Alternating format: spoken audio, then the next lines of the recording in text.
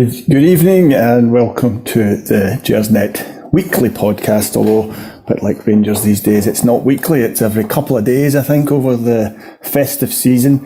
This is episode 228 of the Gersnet Podcast. My name is John McCallum. I'm joined tonight by Patrick Caskey, but we'll introduce you formally in a little second. Gersnet, of course, is the independent Rangers podcast made by fans for fans. The content is free. Now, it's not just the podcast we have here. There is a forum, there are articles, there's social media, there's a great history archive. Gersnet's got lots of things. And of course, if you are watching this live, please do feel free to subscribe. We're got quite a busy schedule coming up. There's going to be quite a lot of podcasts, a lot of stuff to catch up on. And if you missed any of the ones that were done over the last few weeks, particularly the ones over the World Cup, focusing on the World Cup, tune in. There's some really good stuff there. Okay, before I get to introduce us, Patrick, and have a chat about the game, I need to talk about our sponsors, Forest Precision Engineering. They're a subcontract Glasgow-based engineering company, and they have been a big commercial sponsor and supporter of Rangers for many, many years. And we're delighted to say that they help us with the pod as well. You can visit them at forestprecisioneng.com. That's FORREST, precisioneng.com. And the other thing that you might be more interested in is the Forest Precision Executive Lounge, which is a stunning hospitality area in the main stand. And if you are interested in maybe booking a space there, it's a unique area at the club. You can send them an email at hospitality@rangers.co.uk and someone will get back to you with all the details. Okay, that's the bit I usually mess up. Okay, so I'm joined by Patrick tonight, as I said. It's just the two of us, Patrick. I don't know what that tells you. Either, they've just decided it only needs the two of us, that both of us can talk so much, there's no requirement for a third person. Either that or everybody else just has a life and they're away out on a Christmas night out or something exciting like that. But anyway, it's just the two of us. I thought it was going to be, I'll be honest, I thought this was going to be a bit of a morgue tonight. I did think it would be you and I poring over the entrails of another bitter defeat. But as we know, things change. So let's just get straight into this, Patrick, okay, because I have to ask you this. Is there anything in the world better than a last-minute winner? Anything at all? Any subject at all? Yeah, I think it's slim pickings. I'll raise you two options given the sort of festive period. I think for me, perhaps a plum stocking filled with chocolate on Christmas morning, and perhaps that time in around a week when the radios and the supermarkets churn off the Christmas music. But besides that, I think it is quite close. Well, yeah, that's interesting. What was it? A plum stocking? A plump stocking. A plump stocking, yes, filled with chocolate. So basically just lots of chocolate. Yes, I don't know, I'll be honest with you, man. I'm supposed to say, oh, well, my wedding day, or, the births of my children. But as neither my wife nor any of my children listen to this podcast, I can tell the truth and say nothing beats a last-minute winner. There's a little part of me that's still celebrating Peter Lovenkrantz scoring a last-minute winner in the Scottish Cup final in 2003 or something like that. So nothing beats it. It's a feeling like no other in football. And before the match, I was looking for us to take 5 off Aberdeen. Just, give them a schooling. Be 3 up within 20 minutes. The rest of the match, an exhibition game. That's what I was looking for. I was miserable for most of that game. For most of that game, I was sitting cursing at the TV, texting friends saying, this is terrible, we're going backwards, not forwards. Usual overreaction. And then those 2-3 minutes at the end give you a feeling that, 24 hours later, I'm still not down from. Yeah, and it's like nothing else. Football does that to you, and I don't know how it manages it. Anyway, before we get into the match itself, right, before we get into talking about the interesting parts, the starting 11, when you saw it yesterday, there was the big surprise was Goldson. The big surprise. I don't think any of us expected Goldson to start. And I know that Beale had said before the match that there was going to be, that Goldson was training again and you're a good chance of being in the squad. But I don't think any of us expected him to start. And I certainly didn't expect him to start ahead of Davies or King if they were fit. So that was a pleasant surprise to come in. There were a couple of other things that caught my eye. Kolach obviously still out, and Lundstrom was benched. What did you think of the starting 11, Patrick? What did you make of it when you saw it? Yeah, I mean, Goldson was the obvious surprise, a good one as well at that. I would have bet significant money that it would have been Davies. If any of the senior centre-backs or an injury leave would have returned, it would have been him, just because at least all the murmurings, both from Beale and around the camp, was that Davies was closer. I was surprised to see Sands partner him as opposed to King, but I think King was under the weather. I think there was a bug going around the camp. I don't know if I was racing it on the bench, but I think that's worthy of sort of being reserved in such a high-intensity game. At Pittodrie, the Lundstrom being benched surprised me, but I thought it was good. I don't think his performance has been particularly impressive in the last few weeks and months even, but we are at that point where there's not that many people to go around, so I expected him to start, given the fact that he's not been playing well, but all our other number sixes, sort of defence midfielders, like equally have been quite poor, so someone's got to get out of the rut. But besides that, Čolak as well, I think Beale had said this just came a bit too early, but expect him to be in there and about on Friday. And also Morelos looked strong aside Sakala against Hibernian. So those were perhaps not surprising, but I think the Goldson one was the main one. And albeit he did look a bit perhaps sluggish, I think we can't blame him. He's been off for 2 months and he's probably not been rushed, but he's been maybe put a few days ahead of schedule to get in there just for such an important game and a momentum builder. And that's exactly what it was. So I think that was good to see from him. But besides that, I guess James Sands being in there as opposed to King or Davies. But yeah, we don't have an exhaustive list of players generally that are amazing. And that's also a shorter list with the injuries. So there's really only 15, maybe 14, 15 players to pick from. So there's only going to be so many combinations. Yeah, absolutely. Goldson was obviously a pleasant surprise, and the fact he played all 97 minutes or 97 and a half minutes is a good sign as well. I guess we'll see over the next couple of days if he's had any after effects from that and if he's felt anything from that. With Davies against Hibs, he really only came on for minutes towards the end. So I guess there is still a question mark over certainly his match fitness. So I suppose in theory it makes sense. Touchwood, someone who's had an incredible record at Rangers for fitness, barring the last couple of months, and hoping he's got that behind him, and that was just a kind of freak thing. So let's be interesting to see. We started the match pretty brightly. We did start the match well. We went 1-0 up, and I think when the lead came, it was well deserved. It wasn't against the run of play in any way at all, and we were on top. The goal came from Sakala. It was a strange goal. He completely miscontrolled it and sclaffed his first shot. Their centre half decided to give it back to him to have another go, and he didn't make any mistake the second time round. So it was interesting. Sakala started both league games under Beale. Sakala's a player who's come in and out of the teams. He's not really a player who's ever managed to fully nail down a starting position. Beale clearly likes him, or else he just hasn't got anyone else to play that position. Either way, do you think he's done enough to stay in the team? He looked pretty bright against Hibs, I thought. I thought he was quite sharp against Hibs. He started well, as they all did. He fell away, and then he got taken off. So do you think he's done enough to keep his position? Do you expect to see him at Ross County? Would you like to see him at Ross County? Do you think he's a player who brings us something that really others don't just now? Yeah, I mean, I like Sakala a lot. I think that's partly to do to his infectious personality. I think that goes a long way to him endearing himself. He speaks well in interviews. And the lasting memory was the interview he did in some Zambian radio station before he signed, which was like an hour long, talking about how great the fans were and how it's one of the biggest clubs in the world. So that's always going to keep him in my good books. And he scores when he plays as well. I don't think anyone could argue against the fact that he is technically lacking a bit. His first touch a bit deep.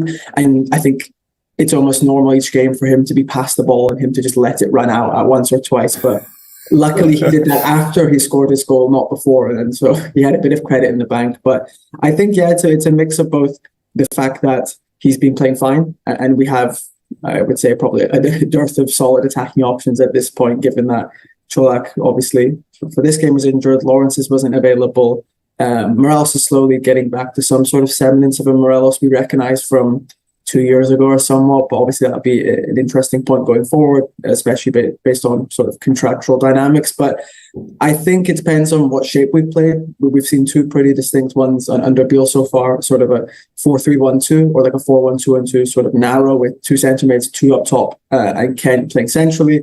Then you've also seen us play a 4-3-3 that happened when you saw Scott Wright come on with Ken on one side and then Wright on the other and Morelos up top. So I think if we play with one striker and Sakala is poised to play as that central option, I don't think he's done enough to keep Čolak out of the team as an example, just because he has been scoring so well. Morelos is also, I think you could take 50-50 just on his sort of potential ability, and what he might be able to do is on the basis is far more significant than Sakala, but he has looked fine under Beale, better than under the late GVB, but not perhaps up to his best. But I also do think he could be an option out wide.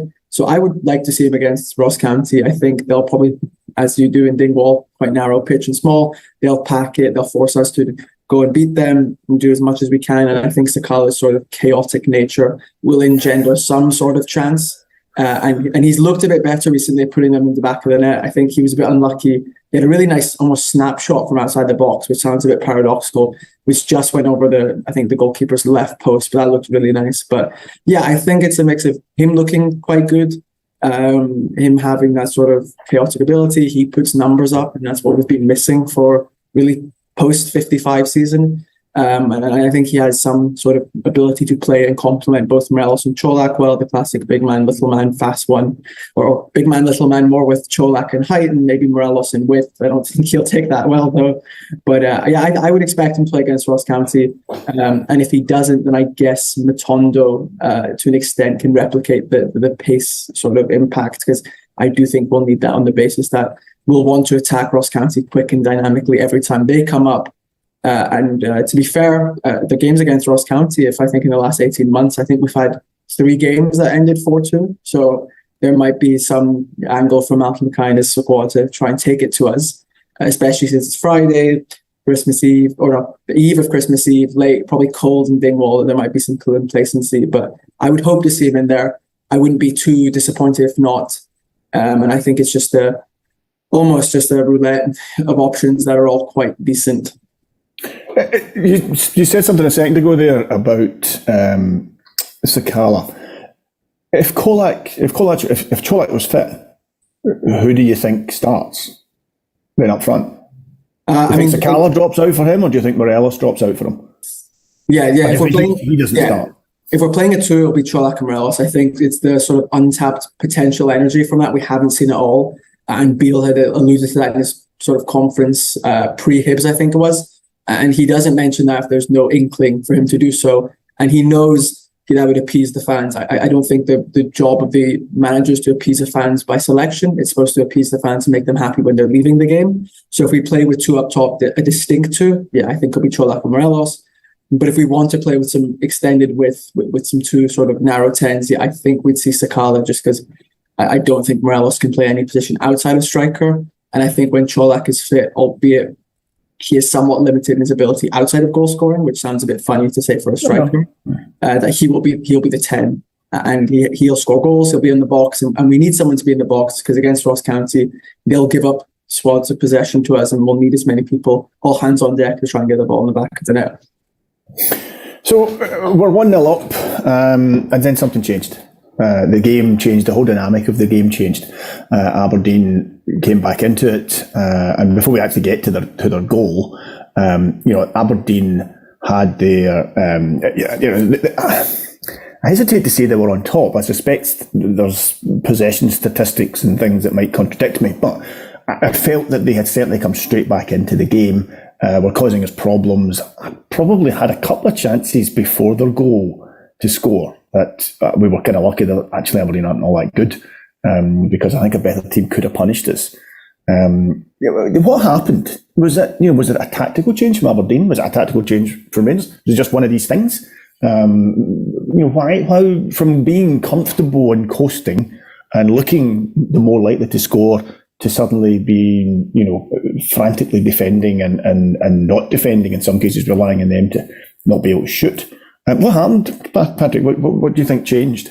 I don't think it's one specific, like a silver bullet or per se, in terms of we changed our shape or they did. I think it's just the natural rhythm of a game in which is high energy, and one that, as much as you want to sort of Aberdeen players and fans would deny that they play up to it, that this is their game of the season, and every right so. They see us as their biggest rivals. I would say that I would hope that we play best against Celtic if sort of the roles were to reverse. But I think it was just a run for them. They had their 15 minutes and they sort of extended that. And I think it perhaps wasn't Aberdeen playing any better, but it was us taking a foot off the gas, which is sort of diametrically opposed to what Beale said quite literally when he said he wanted the foot to be off the gas all the time. And we put into brakes. Yeah. I think it was perhaps more so anecdotally dominant from Aberdeen. The numbers still say that we were slightly better at the time, but it's not the idea that Aberdeen were better than us, but it's that they reached parity despite we had this early lead and we looked very strong in the first 15 minutes. You said you wanted a 5-0 at the beginning, and after 15 minutes I thought perhaps that might happen. Morelos had his shot, which was really well saved by Roos. Sakala had scored. Sakala had a shot as well, but I'm not exactly sure what happened, but there was just some breakdown in both our intent and ability on the ball and off the ball. And I guess that best culminated in the anatomy of their first goal, where Sakala gives the ball away, then Sands challenges it, then fouls, and then McGregor puts up a rather tepid hand and poor positioning, letting the free kick in. It struck well, but something that both he and I think any professional goalie would be a bit disappointed to let in. I think the expected post-shot expected goals, which sort of gauges the quality of the finish, where it's placed, put that at 0.15. So you should only be conceding that 15% of the time per se. So he'll be very disappointed. But luckily, he was able to sort of not be in the doghouse as much per se with the late game antics. Yeah, he definitely should have bought Scott Arfield a pint last night on the way back down the road. There's no doubt about that. I like you. I felt McGregor was at fault for the goal. I'm not entirely sure if he just thought it was going in the other direction and just it wrong-footed. I don't know what he did, but I mean that for me at that corner as the goalkeepers and a free kick like that, I just felt he was at fault. When McGregor started the season as number 2, McLaughlin didn't really impress all that much. When he had his chance, he then picked up an injury. McGregor came back in. McGregor has made mistakes and also had some very good performances. A bit like last season. There's a fallibility now to McGregor that perhaps wasn't there initially when he came back, and certainly wasn't there when he played for his first time round. It's not a huge surprise that he isn't the same goalkeeper he was 10 years ago, or even 5 years ago. That can't come as a surprise to anybody. Age catches up with all of us. Is it time to give McCrory a chance? Do you think we need to bring in just a new goalkeeper altogether? Do you think we persevere with McGregor to the end of the season? What do we do there? It's becoming a problem position. We're not a good enough team just now to give away a goal like that. Yeah, I think in terms of the sort of dynamics in the league, we don't need a great goalkeeper. We just need an average goalie. But if we want to progress more extensively in Europe, we need someone who's going to win us points. And both McGregor and McLaughlin now aren't average goalies. They're below average. I think the prevented goals per 90 stat means that McLaughlin is seeing us concede 0.6 goals more per 90 or per game than we should be doing, and McGregor at 0.3, which is the worst and third worst in the entire league. Ideally, I would love to see us go and get someone. Who's got the best in the league? It is the Kilmarnock goalkeeper, followed by Livingston's goalkeeper, then followed by Aberdeen's goalkeeper. But surprisingly, or perhaps not surprisingly, this season is an incredible outlier in which I think 9 of the 12 starting goalies are in the negative. And that's incredible. I think it's just perhaps it's a swing from last year where you saw a lot of goalies putting in fantastic performances, like Craig Gordon was far above average, Xander Clark, the St. Mirren goalkeeper whose name escapes me, and even McGregor was slightly above average. His problems last year were more so with his inability to come off the line and his ability to play the ball. But yeah, I think I said it in the summer that Obviously, there's some accountability to McGregor's poor performances, but ultimately we need to look at ourselves, to the fact that we're continuing to play a club legend, obviously, but at 42, if we're relying on him to game in and out to keep us in games, or to do that one big save which keeps us comfortable, then it's our inability to sort of contingency plan. And I think in an ideal world, contingency plans will have been put in September or October to scout a goalkeeper to sign in January. And if not, we need someone in the summer, just because there must be some questions if they see McCrory as the long-term answer and he hasn't been put in during a sort of period in which both of our goalies seem incredibly poor. I don't know a better word than that to put. Yeah, you have to assume that McLaughlin, well, I mean, Beale might feel differently, but you have to assume that Van Bronckhorst just didn't fancy McLaughlin. He didn't get his place back, and if McCrory can't break into the side just now, yeah, I don't know when it's going to happen. I think we'd all been expecting a reaction in the second half in similar way to we'd seen at Hibs, where the team came out and dominated the second half, dictated the pace of the game, took the game to Hibs, and Hibs had no answer to that. And I think I was hoping for something similar. I appreciate Pittodrie away is a different game, and Aberdeen are a slightly better team than Hibs, but I'd been expecting something similar. That didn't materialise, and it came as no surprise when Aberdeen went 2-1 up. What did you think of their second goal? I don't think McGregor can, I think he can be given a let-off on that one. I don't think he was at fault, but defending up to it, for me, was a little suspect. What did you think? Yeah, it's a long ball. Sands sticks his foot out. He'll argue that any contact is good for him, and someone should be there to pick up the second ball, because rightfully so, their centre mid, I think Clarkson shouldn't be given a free run. Yeah, I mean, Ryan Jack was standing 5 yards from him, just kind of watching him. He didn't seem to be terribly concerned at this. I mean, I don't know, maybe he'd seen the shooting in the first half and thought, well, we've nothing to worry about. Yeah, but he should have been closing him down, yeah. When Clarkson returns to Liverpool from his loan at Aberdeen, he'll have a fantastic catalogue of goals. I think he's got 2 top corner free kicks. So this is perhaps the guy for Aberdeen that you don't want to let strike from outside the box. I think anyone blaming now McGregor is probably a bit harsh. I think that's probably the best example of he could save it, and then it's a great save. And if he doesn't save it, there's some murmurings of she should have, but I think it's probably unfair to think that he should save it. And in terms of the second half reaction, it kind of reminded me of the game we played up at Aberdeen in January. I think it was the first game back after the break, where we went up early. Hadji scores, he taps it in, and then Aberdeen score, and then the second half is just an absolute drab affair in which it's just a sort of workman-like effort from Aberdeen, and we're unable to sort of just beat the bodies. It's not even an equality concern from Aberdeen's possession. They're just putting bodies in front of us, and we don't have the ability to break them down, which was a trend for the vast majority of the season so far. It's not entirely concerning that we haven't been able to fix it overnight, because it's still the same group of players. Beale had 3 weeks on the training ground, but you're not able to sort of just fix the fundamental problem in this squad without any new bodies or perhaps an entire preseason. But that doesn't mean it isn't still frustrating to watch. I think that the subs obviously made some difference, getting more bodies on.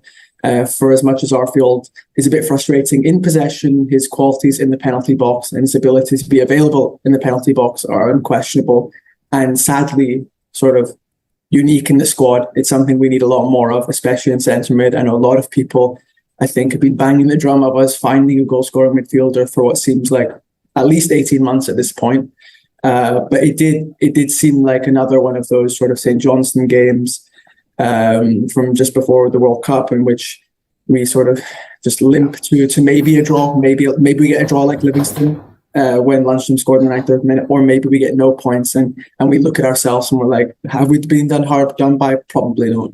It did have the feeling of deja vu about it. That's twice we've been behind.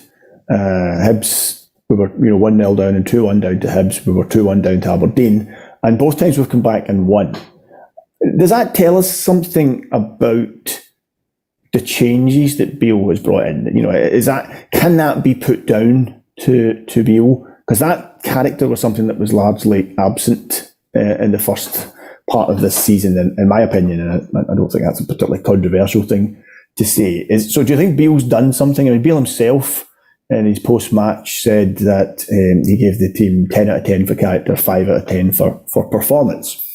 And I think that's fairly accurate, because the performance, for all we went away happy and giddy and loving the way we won it, it wasn't a good performance. It was a poor performance, and a better team would have seen us off. Now, thankfully in Scotland there aren't too many better teams, but there is one.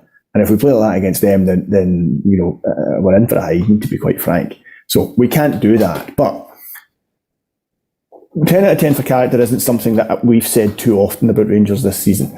Do you think that's down to Beale? Do you think that's just because we've started to get some players fit? They've come back from their early winter break, a bit sharper, a bit fitter. What's caused that? Well, I mean, one would quickly post to the fact that I think we are tied with Celtic in the last 18 months for the most points. Either one in, I think, it's last 30 minutes or from behind. But the difference between this sort of when we beat, let's say, St. Mirren, I think it's probably the one that comes to my head first. Last year under Gerrard, when we scored 2 goals in the 43rd and the 44th minute, versus today or Hibs, is that these are games in which you would not be surprised, but these are perhaps the 4th and 5th most difficult games of the season. Pittodrie away is probably, outside of Celtic home and away, probably the most difficult game. You could maybe say Hearts away. And it's not that we have this inability to come back. We've shown that in other venues, but it's to do so when we're playing terribly. There's a hostile environment. It's cold. I think that's completely underrated, but as is Scottish football. And to do so back-to-back in the space of 4 days, when we've seen a sort of, in the Hibs example, a pantomime villain score against us. And in the Aberdeen example, it's, I guess, the pantomime villain club outside of Celtic. So I don't think it's something that's incredibly important, because we've shown the ability to do this before, but it certainly is exciting in the fact that this could have easily been very poor if both games stopped at halftime and we pick up the best part of 1 point in the 6th. But there is some ability and some intent that had been at least lacking on the eye. The numbers might deny, but I think this is the perfect example of a conversation in which the emotions and the eye overtake the numbers, because we're fundamentally discussing our appraisal of the club's and the squad's ability to be emotive. And I think it was a good example of a player like Arfield, who appears to know what it is as a Rangers fan growing up and putting in the hard yards. So I think if we can extend this and perhaps do so at a Parkhead or on January 2nd, hopefully we don't go behind. But if we come away 3 points, even if we do go behind, that will be the time in which this becomes, I think, an entrenched trend. But now I think it's just a nice micro phenomena. Cool. Okay, as you know, we're up against it time-wise tonight. Frankie is going round the coalfields of East Lothian doing carol singing tonight after this. So I'll push on. I'll jump through a few things and kind of jump on to Ross County. We were in an interesting position last night in that we had 3 centre halves fit-ish in our squad. And we haven't had that for a little while. So I'm going to ask you about a couple of other people, but has Sands done enough to retain his place? Assuming Goldson is fit, and I think a fit Goldson is first choice centre half, and I don't think that's changed. Do you think Sands will partner him, or do you see King or Davies coming in at centre half? How do you think that will line up against Ross County? The early Christmas wish is obviously for Davies, not just because they're both the individual 2 best centre-backs in the squad, but we need them to get some amount of minutes before they inevitably play against Celtic on the 2nd, because they will both be fit in the best part of 14 days. So it would be nice for them to get some reps, as I think we've probably only seen them play together for maybe 300 minutes. I think that might be me overestimating.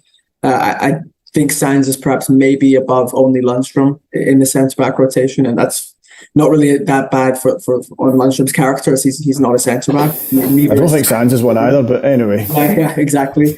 I think there might be some discussion as to whether you want to play Sands or King, but I would probably go with King anyways. He's the orthodox centre-back, and it will be good to go for him to go to these sort of venues and play against strikers like Jordan White, tall, classic sort of target man, the sort of cream de crop in Scotland, what you see, and some interesting wingers they have. Jan Dand is quite good, or Edwards. So I'd rather see him play than Sands. But ideally, when it comes to Friday and the team graphic comes up, you'd love to see Davies and Goldson. And outside of that, I would take King. But I would prefer us to play our young centre-back, promising, who's sort of tied his future to the club, than someone out of position again. Yeah, if he's fit, certainly, yeah. Staying with the defence, Adam Devine. Now, you're quite a young man, so you may not be aware of who Sidney Devine is. Do you know who Sidney Devine was? Yes, I think it's his grandfather, right? Is he his grandfather? I asked my dad, yeah. I didn't like to say that just in case. I was going to say that I've heard it rumoured that he is related. Now, Sidney Devine, I don't know if you know who Sidney Devine was. Sidney Devine was a kind of country singer.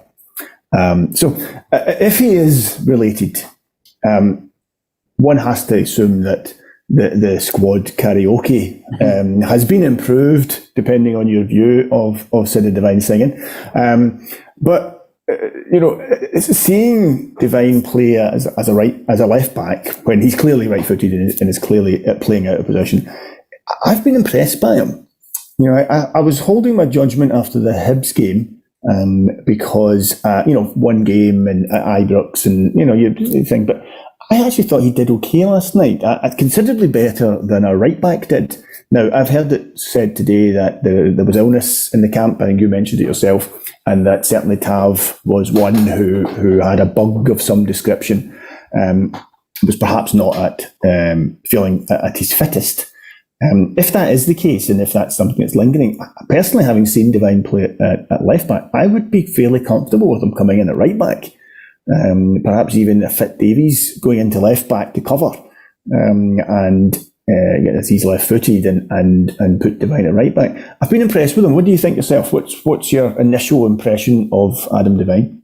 Yeah, no, it's always great, obviously, to see youth products blooded into the first team and playing. We saw a bit of him, I think it was Hearts away on the last game of the season last year.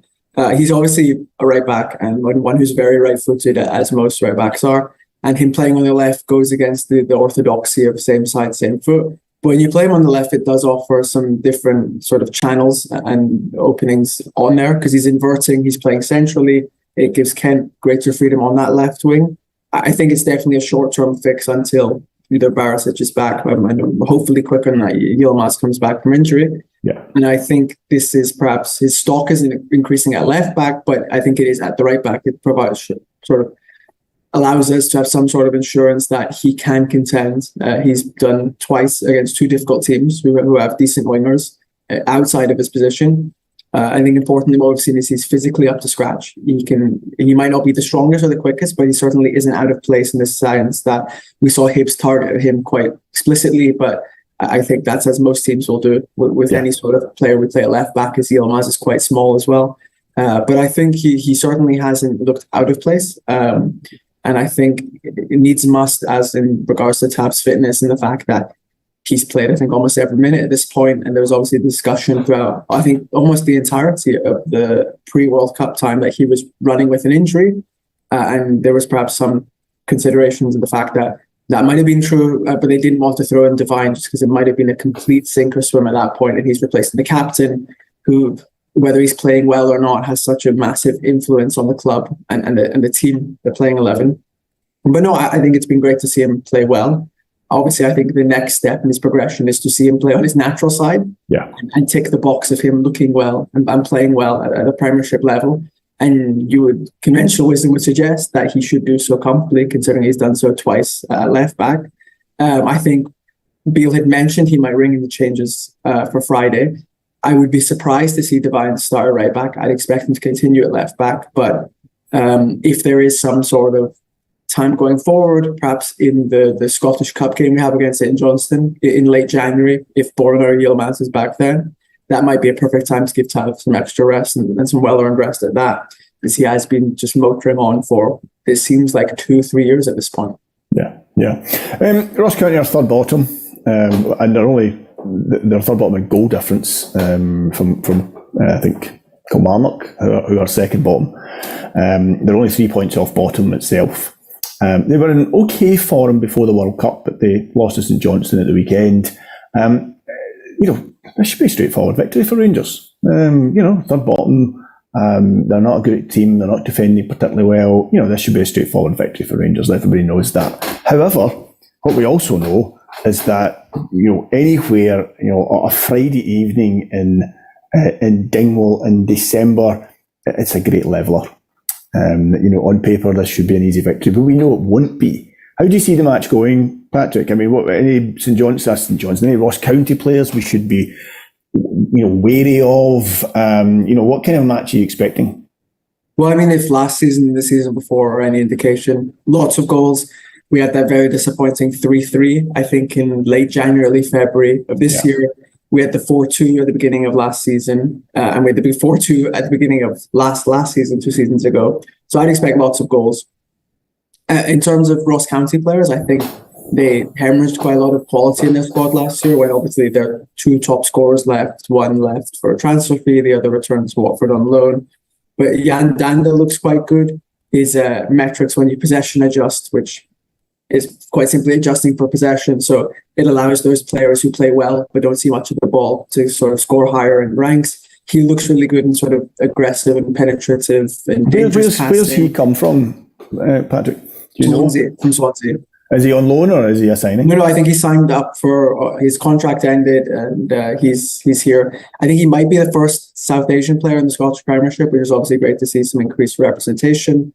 Awura Edwards on loan from Bristol City, I think it is. He's quite dangerous. I think classic of the genre of championship wingers coming on loan here. He's really good until he gets into the box and he needs to work on his finishing, but he's probably my age, if not younger. So he has plenty of time to work on that.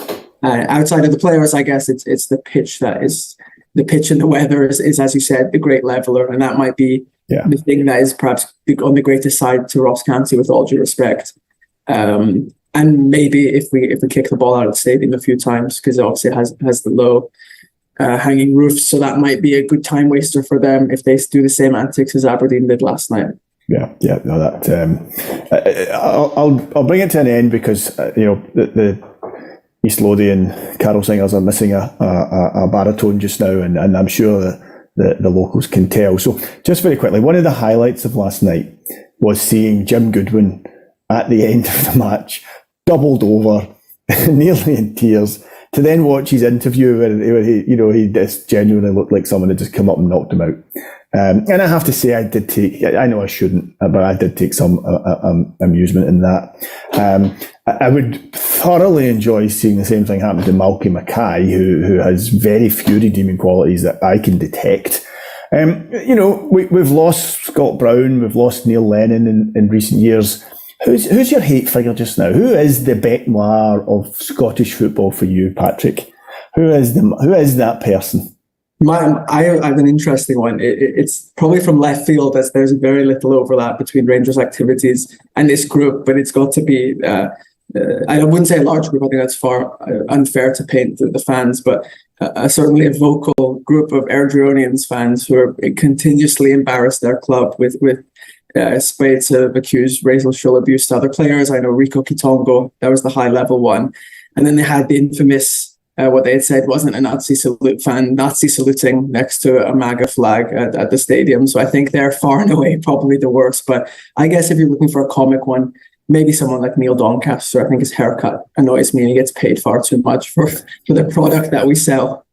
Yeah. Neil Doncaster certainly would be on most people's lists there as well, I think.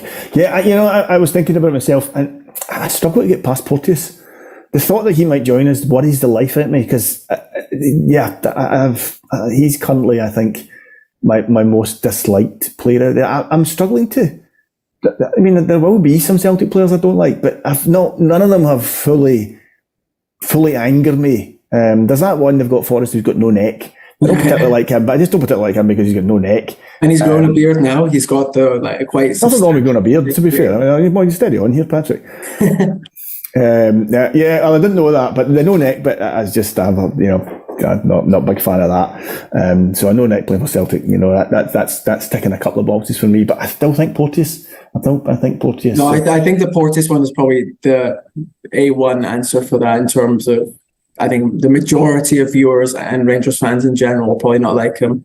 I still think he's got the fact that he's quite young and immature, but he's quickly growing out of that. I think he's probably 23 soon. And the fact that he's not terrible at football. I don't want to say he's good or the quality that Rangers need, but the fact that he is quite good for Hibs level makes him slightly less annoying in the fact that he can at least match up his talk with his walk, as he did extravagantly at Ibrox when he scored and then went and sort of cupped his ear, which Duke did as well when he scored his free kick, which seems to be a prerequisite for the Rangers comeback. So if we are losing to Celtic or Ross County, I do hope whoever scores for them puts their hand to the ear and cups it, and then we'll score two to bring it back for a win. Callum was a bugger. I don't know if you saw, there's a cracking bit on the internet this morning that somebody said to me, and it's an Aberdeen fan has filmed the 2 goals from behind the goal. Because I saw it on television, and so I didn't see this at the time. I don't think the television cameras got it. But after both goals, Morelos just goes to the Aberdeen fans and starts giving them it large, and I was ending myself. We would have all the rest of them. In fact, for the second goal, Arfield's busy trying to get the ball from him. We need to get back up the pitch and to the Aberdeen fans. My brother pointed out quite angrily now. I had said, obviously after Arfield scored his third, but Morelos knew he'd get the third and we'd win, and he was just adding to the sort of comic relief of it. Looking back, he knew. It was good. Look, Patrick, as I said, we need to call it early a bit tonight. So, listen, thanks for your time. It's nice to see you again, and I appreciate your insights and your thoughts on what was a thoroughly enjoyable result last night. And let's hope we see the same on Friday, and we all go into Christmas with a big smile on our face. So, a Merry Christmas to you and your family and friends when it comes, Patrick. Just a reminder that the podcast is available on a variety of different platforms. It's available on the one you are listening to on it just now, clearly. It's also available on iCast, iTunes, YouTube, Castbox, Stitcher, and Spotify. And I still get a kick out of the thought that I'm on Spotify. I'll be honest with you, that still gives me a slight kick. There will be a pod on the next pod. I think it's Tuesday, the 27th of December. And that will be Scott. And I think he's been joined by Stuart Weir and Ian Duff. So they'll have a look at the Ross County match and preview the Motherwell match. And that will be a significantly more professional one than this one has been. Just leaves me to say good night or good afternoon or whenever it is you're listening to this. Please remember Gersnet. You can see the forums at www.gersnet.co.uk. Spread the word if you've enjoyed it. And thanks for tuning in, and have a great Christmas when it comes. Thank you and good night.